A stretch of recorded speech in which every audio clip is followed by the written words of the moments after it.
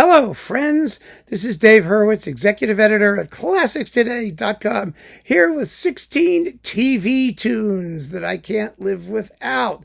Theme songs from television shows. I mean, this is me just drowning in nostalgia, because I like a lot of people of the 60s, the generation that grew up in the 60s, one of our first exposures to extended music was either commercial ditties, maybe we'll do something about those, or theme songs to television shows. And they were wonderful if you were young and sort of getting your initial feeling for music, because they all have basically the same form, or a lot of them do, which is just AABA. It's a melody. It gets repeated with different orchestration, and then a middle contrasting section, and then the A section, and then an ending. And the ending was like always the same, just a couple of final chords that were always the weakest part of the tune, because they were always like bad endings. It was doodling around, and then it would go dum ba like that and stop. And it was like, you wanted to have it go on. You wanted to have it developed. You wanted to hear it come to some sort of rousing conclusion. Well, that seldom happened. Although sometimes if it was really popular, the theme could be treated as a song. Some of them had words. The words sometimes were sung and sometimes they weren't. And they could get developed into larger scale things once in a while, and you could buy like a soundtrack album or something. I don't know. I never bought albums. I just watched the TV shows.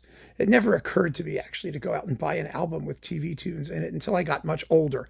And then they had these collections, like K-Tel, they were like cheap, and you could get 3 discs of every television theme since the dawn of time.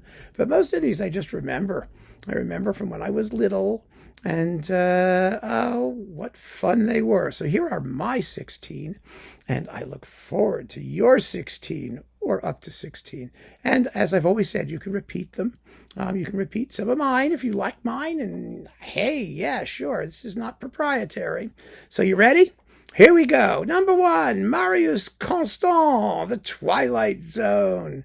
Actually, Bernard Herrmann wrote quite a bit of music for The Twilight Zone as well. But the final theme for The Twilight Zone was this. I mean, you know how it sounds. Everybody knows how it sounds. It's not really a theme. It's a thing. It's a musical thing. It goes to show how avant-garde classical music, at the time anyway, could have been, if it found its right home, it could be really quite evocative. Everybody knows that. It was possibly the most recognized television / audio visual theme music until like Jaws, where after you heard da it's Jaws, I mean, that kind of thing, just for instant recognizability. It made the show. It's fabulous. Then Alexander Courage, Star Trek, the original Star Trek, space, the final frontier. Sci-fi shows always had great music because the plots were so preposterous, and in the early days of TV too, the special effects were so cheesy. I mean, it was the music that carried along the thing half the time. If it had, appropriately creepy and evocative tunes, you were in business. The 2 Lost in Space themes, there were 2 of them, were both done by John Williams in some of his earliest work. There are some really remarkable sci-fi tunes in there. I remember them all because I was a sci-fi junkie when I was a kid. But Star Trek is the iconic one. Let's not kid ourselves. I mean, Jerry Goldsmith's one for The Next Generation, which came from the motion picture, I mean, that was pretty terrific too. So, Star Trek did well. Star Trek did really, really well music-wise. Fred Steiner, who did the Perry Mason theme, more on that anon, also did a lot of the individual episodes of Star Trek. And, that show just had good music. Really, really good music. The incidental music was good. That is the music that accompanied the various shows. I mean, they were shows that were perceived as needing music. Original music. And so there you go. Johnny Mandel, he wrote the tune for MASH, the TV show, which was actually a song. You may recall in the movie, it's sung at the fake suicide of one of the doctors who has a unfortunate mishap when he's having a sexual interlude with a nurse, and so he decides to kill himself, and then they put him to sleep, and they send the nurse in to have some good time with him, and you know the whole story. But the actual song is called Suicide is Painless, which is it's a wonderful song, and it made a very, very beautiful and sensitive theme song to what was really an outrageous comedy, but one with a very serious background, of course, because it's a Mobile Army Surgical Hospital. That's what MASH stands for during the Korean War. An amazingly wonderful television series and a great theme song. Next, Danny Elfman, a more contemporary guy, The Simpsons. Danny Elfman actually first came to my attention. Well, he did Pee-wee's Big Adventure. That was him also. But Beetlejuice, which I thought was just a phenomenal film. Really, I love that score. And, you know, he has this circusy cartoon style about him. Sometimes, you know, when he's doing the right thing, that was just perfect. And it was perfect for The Simpsons. Absolutely perfect. Ideal. Then, of course, there was, you know, for young boys the world over, the Avengers. Remember the Avengers? The first series of the Avengers with Diana Rigg and Patrick McNee, especially Diana Rigg, most particularly Diana Rigg in her all-leather catsuit, doing that theme song where they're just doing this, and he's sitting there with his umbrella going like that, and she's you know, doing karate things, and she's got her legs up above her head, and you know, oh my gosh. I mean, the visuals were stunning, and so was the music by Laurie Johnson. An absolutely phenomenal tune. A wonderful, wonderful theme that got stuck in my head forever. It never comes out quite the way you think. It's not easy to sing. Ya da da, ya da da, da da da. It's that part. Ya da da. Those three notes. To get those right, and I did. I mean, it may not have sounded beautiful, but they were the right notes. Is really quite tricky. It's not what you think it's going to be, but boy, does it sound great. Then there's Arthur Rubinstein, not the Artur Rubinstein, not the pianist. Arthur Rubinstein, the composer, who did The Scarecrow and Mrs. King. This is another one of those spy action type shows. I don't know if you remember it. It starred Kate Jackson and Bruce Boxleitner. And I mean, it was a fun show. I enjoyed watching it when I was a kid. But the tune is really, really good. I mean, the A section is Mrs. King, a somewhat scattered single mom housewife, and the Scarecrow, who is a more suave, debonair spy type. He's the B section, and that's how the images work, and the music fits them to a T. It's an absolutely brilliant theme by Arthur Rubinstein, and I haven't seen the thing on cable or anything. Somebody should get it in syndication, but it's a terrific, terrific theme song for a show of that type. And then, let's see, Billy Goldenberg. Oh, he did Banacek. I love Banacek. You know, with George Peppard. Actually, I watched it all quite recently because it was on cable and I could see they only made 17 of them, I think, or so, or 20 maybe. Not that many of them. It was part of the what was it, the NBC Mystery Theater? ABC, NBC? It was the Mystery Theater, the Mystery Movie. It was called. That's the same thing that brought us Columbo and McCloud and all of those things. And Banacek was written by Billy Goldenberg, and it teaches you the thrill of octave displacement. It really is da da da da da da da da da da da da da da da like that. It's the octave displacement thing.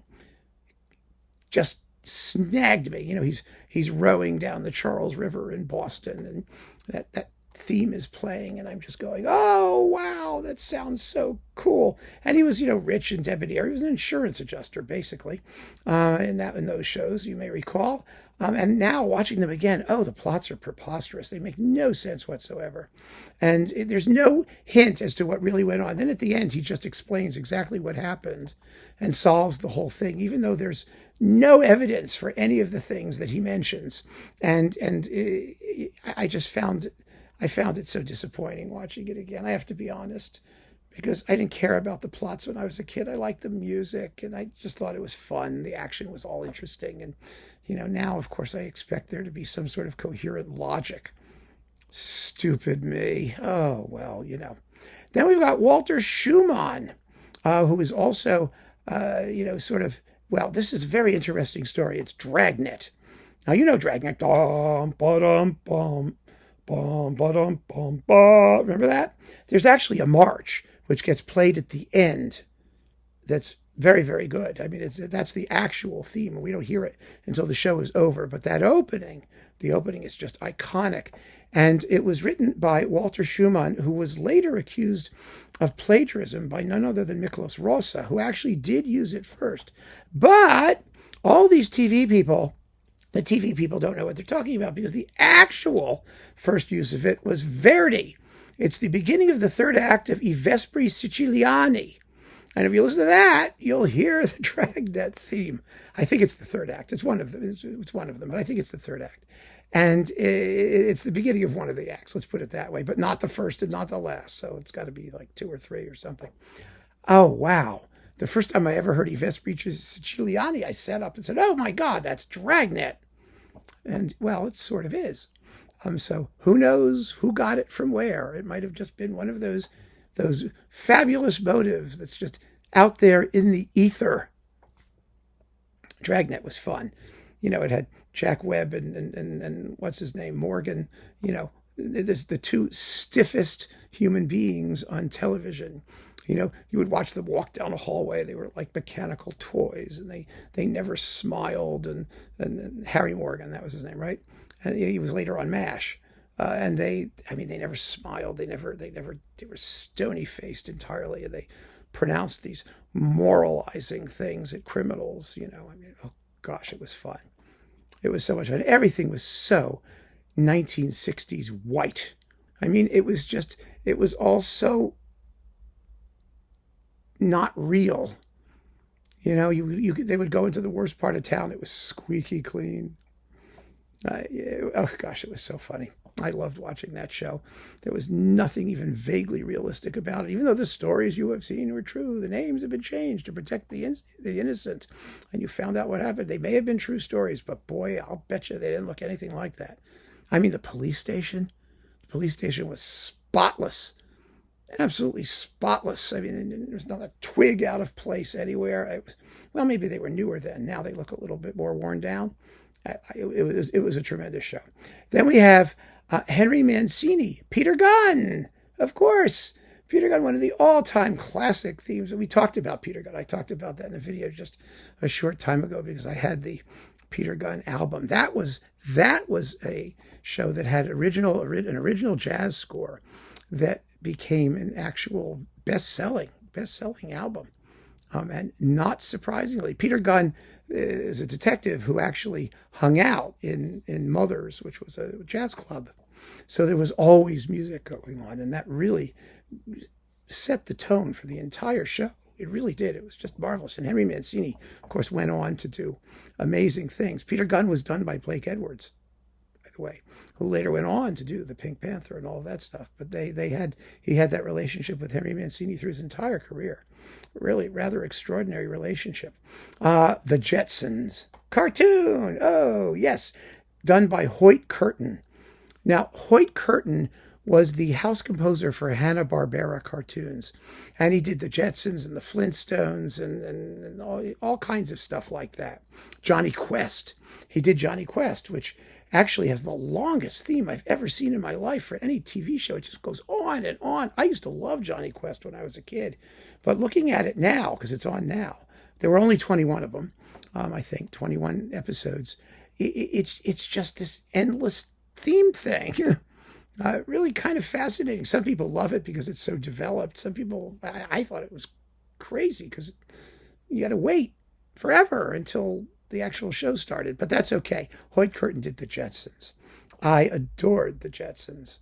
The show, the theme, well, the show was great, but the theme, it was sci-fi cartoon, and the theme song is pure, jazz ensemble music. Wonderfully, wonderfully done. So that was fun with vocals, actually. Then we have Morton Stevens. Morton Stevens wrote Hawaii Five-O. Hawaii Five-O is widely regarded as one of the great theme songs in the history of television theme songitude. You know, begins with the percussion, chung, chugga chung, chugga chung, with the wave coming in, dong, chugga chung, chugga chung, da da da da da da. You know, then the tune comes in.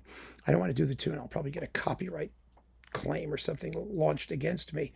But that is the almost the classic AABA type theme.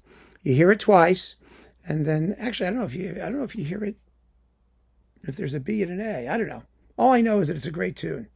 And I used to watch it when I was a kid because when my parents would go out, we would have a babysitter, and the babysitter loved Hawaii Five-O. And so if we were good, we could sit up and watch it with her because it was on a little bit late for us.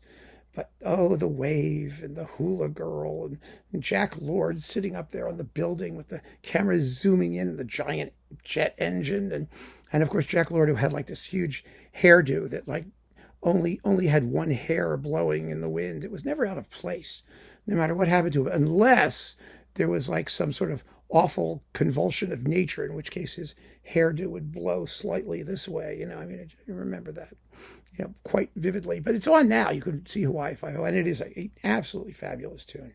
A wonderful, wonderful tune. Then John Addison, who actually I think won an Emmy for his theme for Murder, She Wrote. That one is AABA, 100% AABA. It's delightful. You know, it begins as a piano solo, and then the tuba comes popping in. It's kind of like Leon Redbone-ish. You know, the tuba comes in puffing away, and the orchestra slowly accretes with each repetition of the theme. It works absolutely beautifully, and it has the humorous middle section where Angela Lansbury is getting scared and, you know, looking startled a lot. And then it comes back with the strings finally get the tune, you know, the whole orchestra gets the tune, but it ends back where it began with the piano just going do do do do do do do do do do do do. It's just a wonderful, wonderful piece. A brilliant little tone poem in 30 seconds. And if you don't know it, well, you don't know what you're missing. And after that, Fred Steiner. There's Fred Steiner. Of Star Trek fame, he wrote the theme to Perry Mason. Oh, I love the theme to Perry Mason. I mean, it's so sexy and sophisticated, and you know, it's the show itself. Actually, the show is wonderful. I mean, absolutely fantastic. You know, with you know Raymond Burr and what's her name is Della Street. She was also fantastic. But you know, the show was rather. You know, in the 50s and early 60s, these things were heavily censored. It's not as grimy as the music makes it out to be. It's the music that gives it that slickness, the darkness, the feeling of danger, all of those things. There's really very little that happens in these shows. People are drunk all the time and they shoot each other, but it's all very tidy. You know, there's nothing like you see today. There's none of that street quality to it. The same thing with Dragnet, right? And so the actual music set the tone, and boy, did it ever! Da da da da. You know, that fabulous theme that gives you a whole feel for the courtroom drama, the spy. You know, police investigation stuff and all that, you know, even though the visual imagery was rather different, it goes to show you really what good original music for a television show can do to create atmosphere, to create your feeling, your sense of scene, and your memory of what the show's about, and its intensity, its emotional intensity. Perry Mason is a work of genius in that respect. Then Mission Impossible with Lalo Schifrin. Oh, isn't that the best? It's in 5. It's in 5/4, I think, which is really a very unusual meter. Dum dum dum dum dum dum dum dum. It's totally a work of genius. Lalo Schifrin also did Mannix, which is another first class TV tune.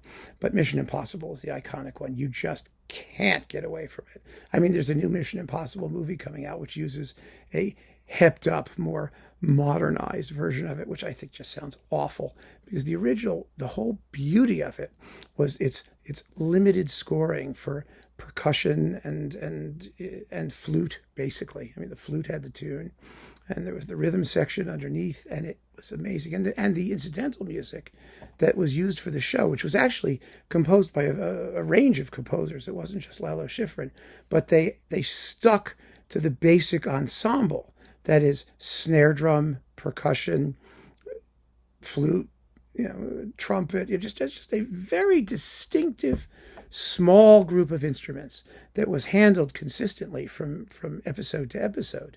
And that gave the whole series a tremendous amount of character. Another guy who did that wonderfully was Richard Markowitz with the Wild Wild West. Oh, what a great theme that was. I mean, the Wild Wild West, remember, that was steampunk, which was like, science fiction with Industrial Revolution type machinery. It's funny because you watch it. I mean, there was one episode I saw recently where, they're going to see these ancient Aztec, it looked like a Star Trek episode. I mean, they walk into the mountain, the door opens automatically, like this. There's all this electronic stuff happening, and no one says anything about it. It looks so crazy. It was very cartoonish, actually. Robert Conrad's outfit was this color blue, like cowboys always wore beautiful full-length body outfits. This color blue, yeah, right. They're wonderful shows, and they were incredibly inventive and imaginative. So you needed a Western theme, but you needed a Western theme with a difference. And that's what Markowitz came up with. You hear the tune as it evolves gradually through the initial theme moment. But it's based on a bass, like Brahms' fourth finale, a Passacaglia, bum bum bum bum bum bum. But then there's a tune over it, and so it's always going in interesting directions. Oh my gosh, it's great, totally great. And last but not least, for all of the kids out there, Jack Marshall, The Munsters. Now, The Munsters was created as a knockoff of the Addams Family, which also had a fabulous theme. It really did. But it was sung throughout. They're creepy and they're kooky, that thing. But The Munsters was a total instrumental, and it's been covered many times since then by pop groups and whatnot. It's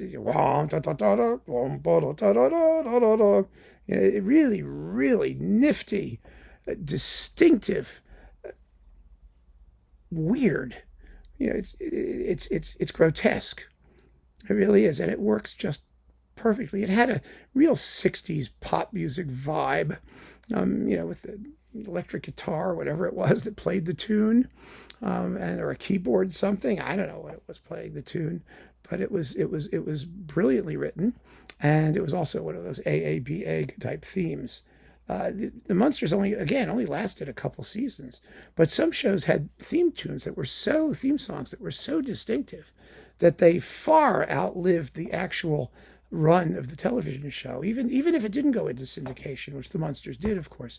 But wow, what a great theme. And that, my friends, is my 16 TV tunes. I hope you've had no problem. You'll forgive me, pardon me, for just reliving my childhood with a lot of these. It was so much fun encountering this music for the first time, and I remember it like it was yesterday. So I'm dying to know what your 16 or up to 16 best TV tunes are. Keep on listening, friends. Thanks for joining me. Take care.